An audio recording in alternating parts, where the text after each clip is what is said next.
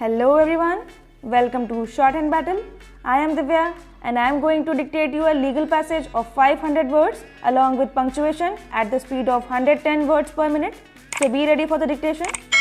3, 2, 1 and go.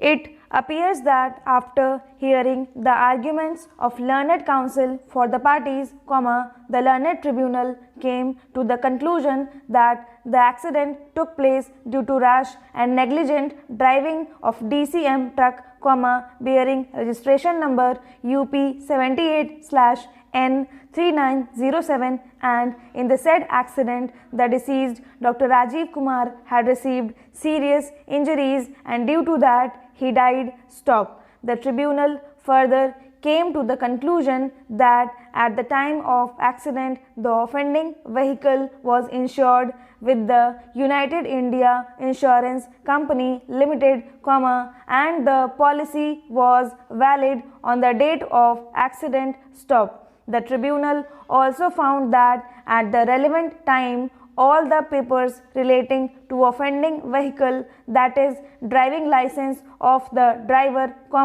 registration certificate, permit and fitness certificate, etc. are valid and effective. Stop. Thus, the insurance company is liable to indemnify the owner. Stop. The learned tribunal, after discussing the materials available on record, further came to the conclusion that the claimants are entitled to receive compensation to the tune of Rs 16,39,320 with 6% interest. Stop.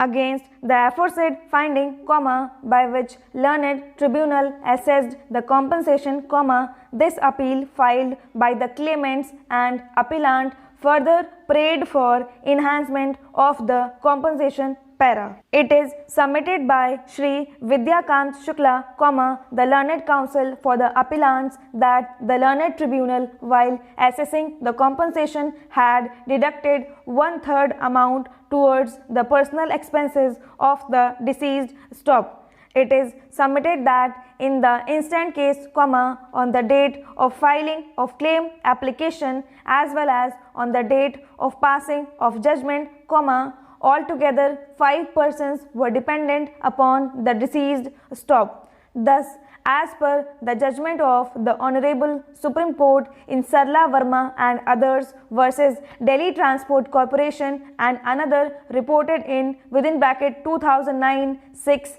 SCC 121, only 1/4 amount is liable to be deducted from the total income of the deceased towards personal expenses. Stop. It is then submitted that the learned tribunal, while assessing the compensation, had arbitrarily refused to add any amount in the income of the deceased towards future prospect.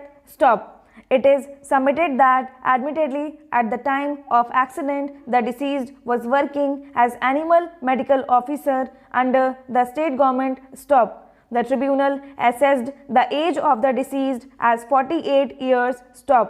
Thus, in the view of the judgment of Honorable Supreme Court in Sarla Verma (Supra), it is imperative for the tribunal to make addition of 30% in the income of the deceased, because the deceased was in the age group of 40 to 50 years. Stop. It is further submitted that the learned tribunal had wrongly deducted Rs 16,420 from the income of the deceased, which the claimant number 1 is getting from the state government towards family pension. Stop. It is submitted that in view of the various judgment of Honorable Supreme Court and of this court, family pension, received by the widow of the deceased, is not liable to be deducted from the income of the deceased. Stop. Therefore, it is submitted that the entire assessment of compensation